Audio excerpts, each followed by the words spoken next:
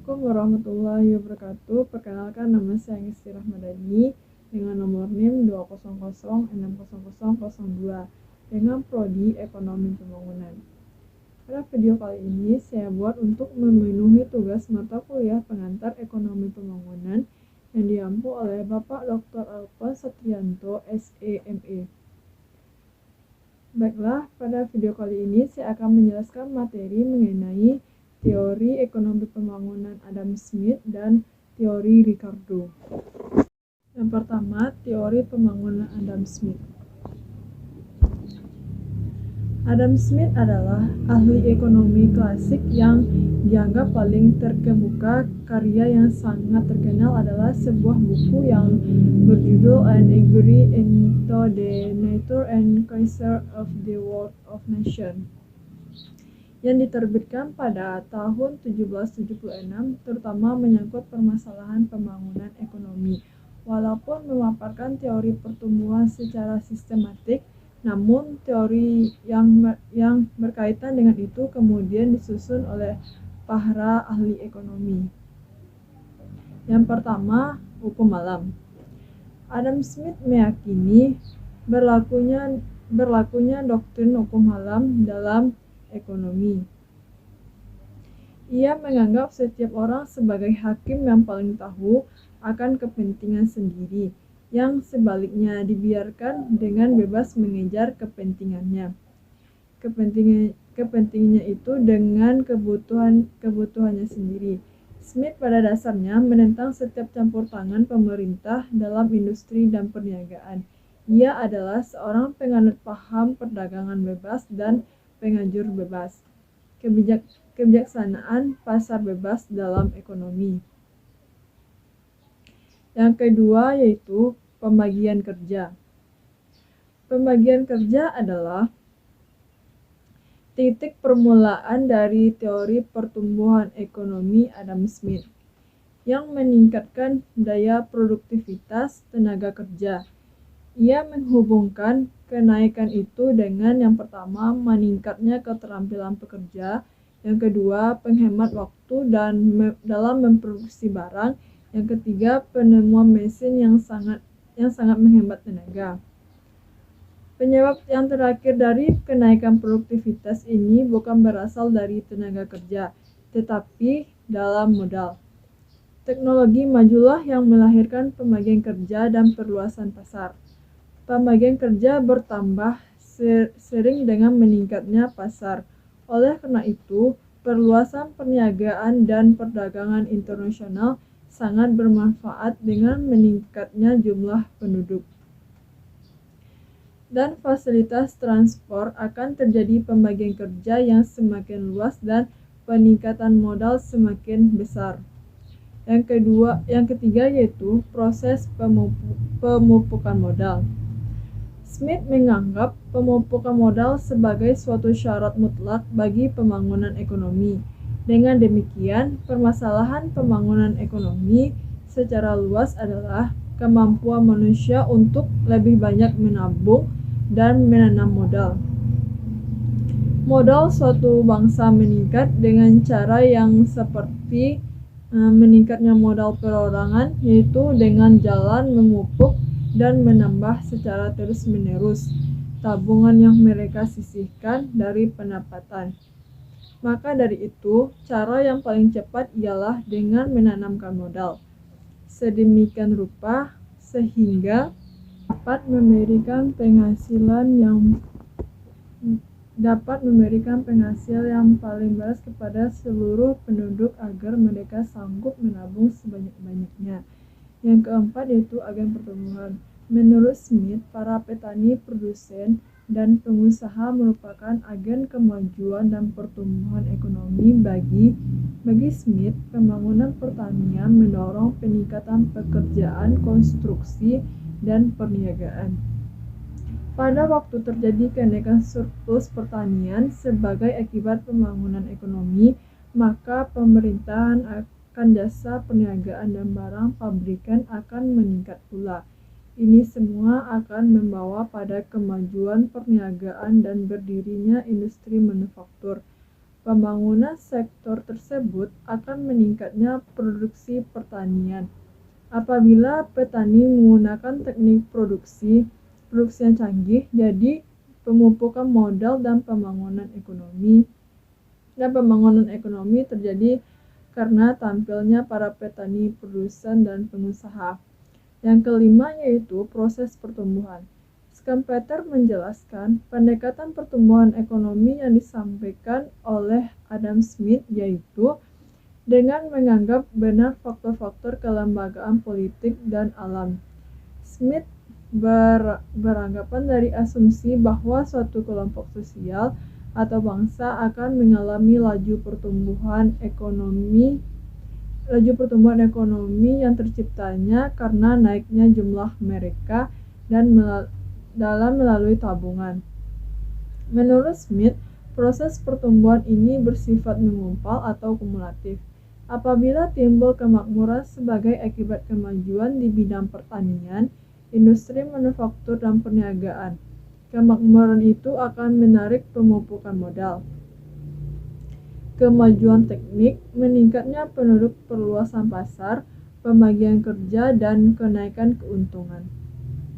Kenaikan keuntungan secara terus-menerus, semua ini terjadi dalam apa yang disebut Smith situasi progresif, yang di dalamnya kenyataan merupakan keadaan memberikan sumbangan yang besar dalam menunjukkan bagaimana pertumbuhan ekonomi terjadi, dan faktor-faktor serta kebijakan apa yang menghambatnya, khusus dalam kaitannya dengan petani, pedagang, dan produsen. Ia menunjukkan betapa arti penting menabung dan memupuk modal, serta pentingnya proses pertumbuhan yang berimbang. Di samping itu, tentu teori Smith memiliki kelemahan tertentu, yaitu yang pertama, pembagian masyarakat secara lugas. Teori Smith didasarkan pada lingkungan sosial ekonomi yang berlaku di Inggris dan bagian-bagian tertentu di Eropa. Teori ini mengasumsikan adanya pembagian masyarakat secara lugas antara kapitalis atau termasuk tuan tanah dan para buruh, padahal kelas menengah menduduki tempat yang penting di dalam masyarakat modern. Jadi, teori ini mengabaikan peranan kelas menengah yang memberikan daya dorong bagi pembangunan ekonomi. Yang kedua, alasan yang tidak adil bagi kegiatan menabung. Menurut Smith, orang yang dapat menabung adalah para kapitalis, tuan tanah, dan lintah darat. Namun, ini adalah alasan yang tidak adil, sebab tidak terpikir olehnya bahwa sumber utama tabungan di dalam masyarakat yang maju adalah para penerima pendapatan, dan bukan kapitalis serta tuan tanah. Yang ketiga yaitu asumsi yang tidak realistis tentang persaingan sempurna keseluruhan. Teori Smith didasarkan pada asumsi yang tidak realistis tentang persaingan yang sempurna. Kebijaksanaan pasar bebas dari persaingan sempurna ini tidak ditemukan di dalam perekonomian manapun.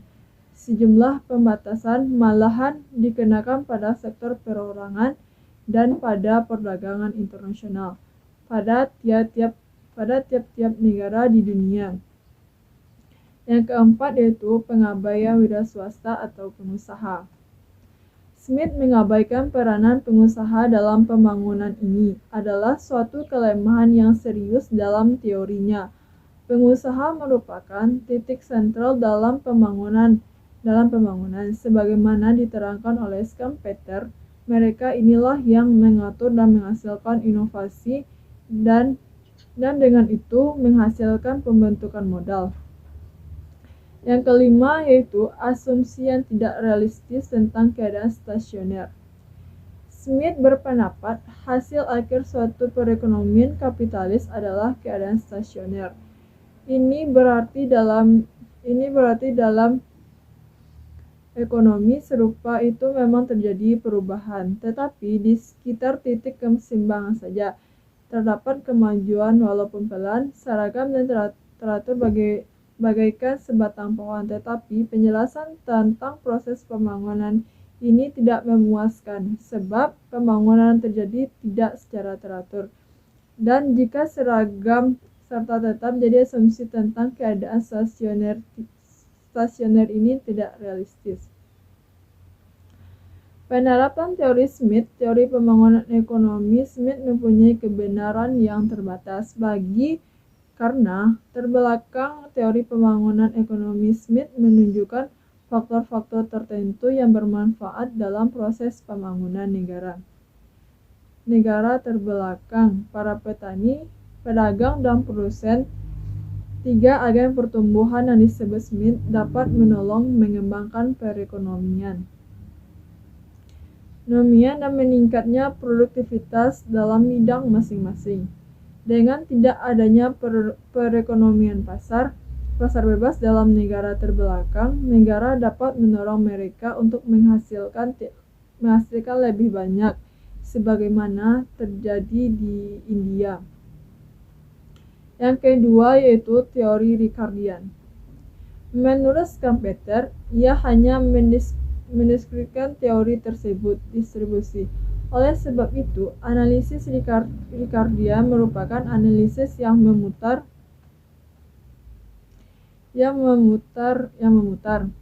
Asumsi teori Ricardian didasarkan pada asumsi bahwa yang pertama, seluruh tanah digunakan untuk produksi gandum dan angkatan kerja dalam pertanian.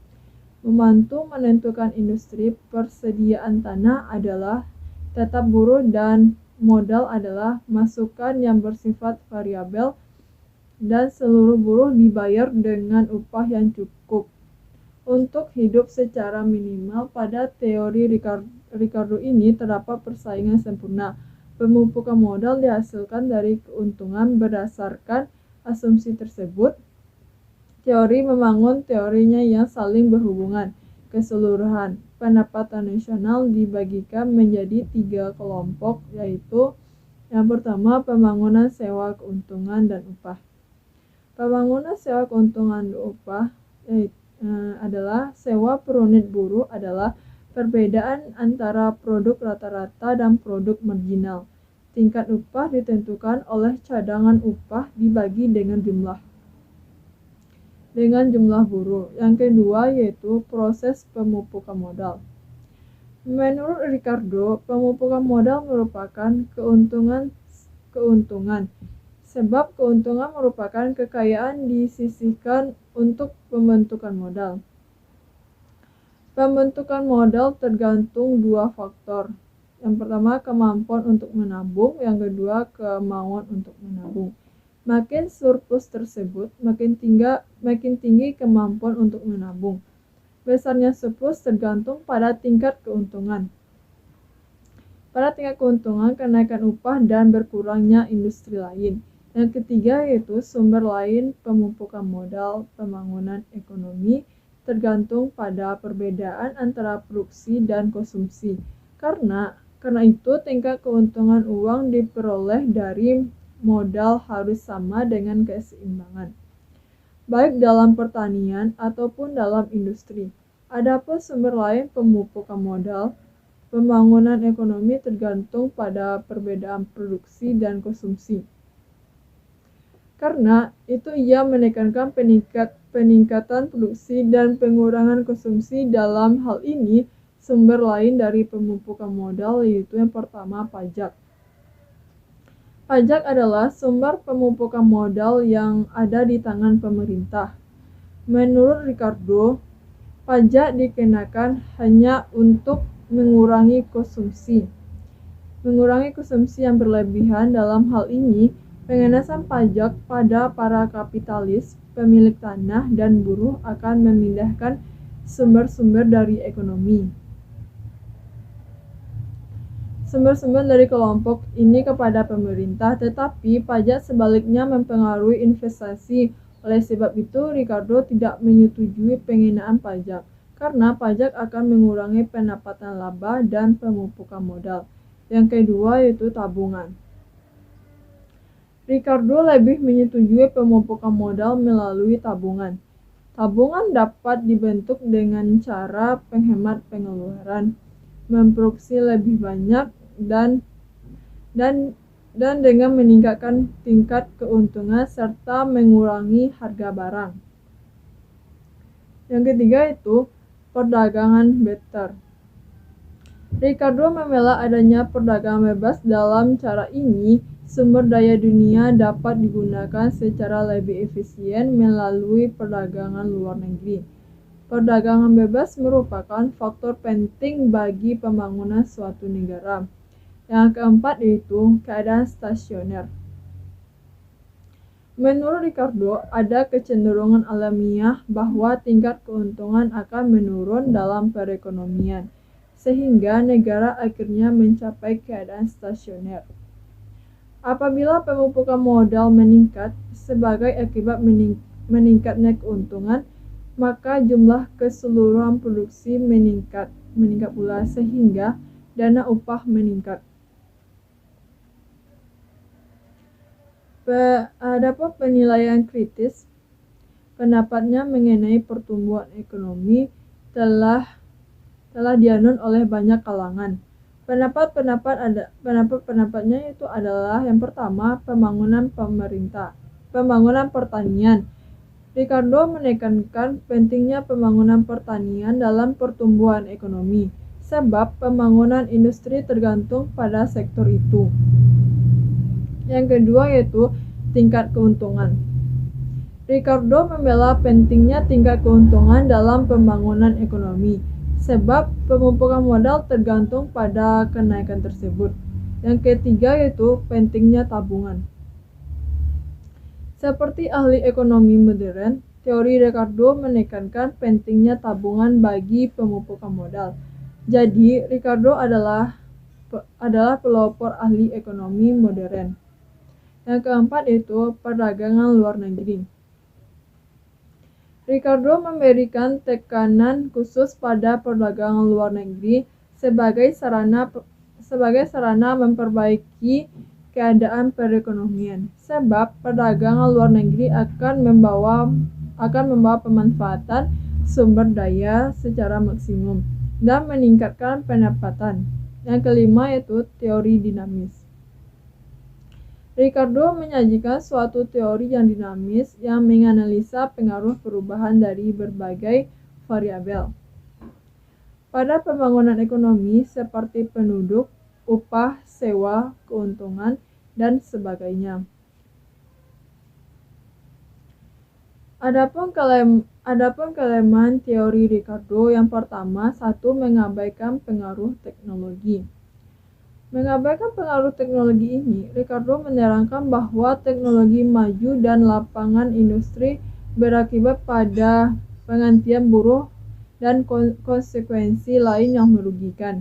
Ricardo terlalu menekankan pentingnya hukum menurunkan hasil dan gagal menunjukkan pengaruh pentingnya yang dimiliki oleh ilmu dan teknologi pada pembangunan ekonomi di negara yang kini sudah maju. Yang kedua yaitu pengertian yang salah tentang keadaan stasioner. Pandangan Ricardo bahwa negara akan mencapai keadaan yang stasioner secara otomatis adalah tidak beralasan, karena tidak ada perekonomian yang mencapai keadaan stasioner. Dengan keuntungan meningkat, produksi meningkat, dan pemumpukan modal terjadi. Yang ketiga yaitu pengertian salah tentang penduduk.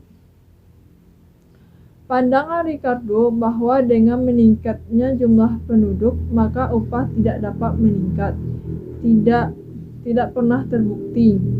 Yang keempat yaitu kebijaksanaan pasar bebas yang tidak dapat diterapkan. Teori Ricardo didasarkan pada pengertian yang tidak dapat diterangkan mengenai pasar bebas. Menurut kebijaksanaannya, tidak ada campur tangan dari pemerintah, dan perekonomian berjalan secara otomatis melalui persaingan sempurna. Yang kelima yaitu mengabaikan faktor-faktor kelembagaan. Teori Ricardo diabaikan peranan faktor-faktor kelembagaan. Faktor ini telah diasumsikan secara tertentu. Meskipun begitu, faktor tersebut penting sekali dalam pembangunan ekonomi. dan tidak dapat diabaikan. Yang keenam yaitu teori Ricardo adalah teori distribusi, bukan teori pertumbuhan. Teori Ricardo bukanlah teori pertumbuhan, tetapi teori distribusi yang menentukan besarnya bagian buruh, tuan tanah, dan pemilik modal. Yang ketujuh yaitu tanah juga menghasilkan selain gandum. Ricardo yakin bahwa hanya satu produk yang dihasilkan dari tanah. Ini adalah pendapat yang usang sebab tanah menghasilkan berbagai macam produk selain gandum. Yang kedelapan yaitu modal dan buruh bukanlah koefisien yang tetap. Asumsi Ricardo bahwa modal dan buruh merupakan koefisien produksi yang tetap adalah tidak benar. Asumsi ini tidak berlaku sebab buruh dan modal adalah variabel bebas. Yang kesembilan yaitu mengabaikan tingkat suku bunga. Kelemahan yang serius dari teori Ricardo adalah pengabaian tingkat suku bunga. Dalam pertumbuhan ekonomi, ia tidak menganggap tingkat bunga sebagai suatu imbalan jasa yang terpisah dari modal, tetapi termasuk dalam keuntungan. Teori Ricardo dan negara terbelakang. Teori Ricardo juga memperlihatkan pentingnya pemupukan modal melalui pembangunan pertanian dan pentingnya perluasan berbagai sumber tabungan dan kenaikan tingkat keuntungan.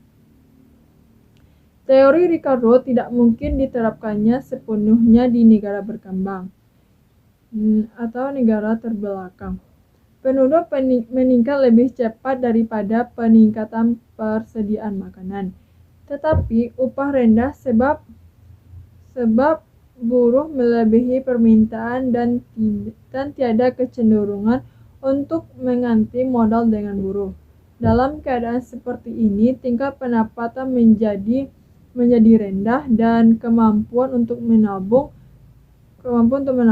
dan dorongan untuk berinvestasi juga rendah. Assalamualaikum warahmatullahi wabarakatuh.